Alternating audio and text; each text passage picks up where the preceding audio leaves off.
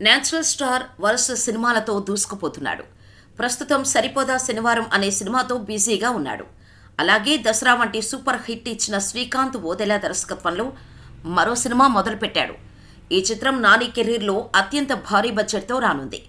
మరోవైపు wall poster cinema బ్యానర్పై ఇతర హీరోలతో సినిమాలు నిర్మించడమే కాకుండా పలువురు దర్శకులను ఇండస్ట్రీకి పరిచయం చేస్తాడు నేచురల్ స్టార్. తొలి ప్రయత్నంలోనే అనే చిత్రంతో ప్రశాంత్ వర్మను ఇండస్ట్రీకి పరిచయం చేశాడు. రెండవ చిత్రంగా హిట్ అనే ఫ్రాంచైజీని తెరకెక్కించాడు. హిట్తో శైలేష్ కొలను అనే మరో నూతన దర్శకుడిని పరిచయం చేశాడు. ఆ ఫ్రాంచైజీలో మొదటి 2 భాగాలు విడుదలై సూపర్ హిట్ సాధించాయి. ఇప్పుడు హిట్ 3ని పట్టాలెక్కించేందుకు సన్నాహకాలు ప్రారంభించారు దర్శకుడు మరియు నిర్మాత. మొదటి 2 భాగాలలో విశ్వక్సేన్, అడవిశేష్ హీరోలుగా నటించారు.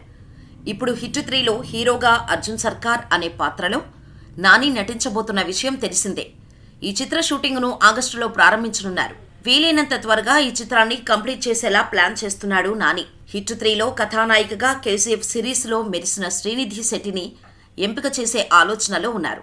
ఇదే విధంగా తాను నిర్మాతగా, హాస్యనటుడు ప్రియదర్శి హీరోగా ఓ చిత్రాన్ని నిర్మించనున్నట్టు ప్రకటించాడు నిర్మాత కమ్ హీరో నాని.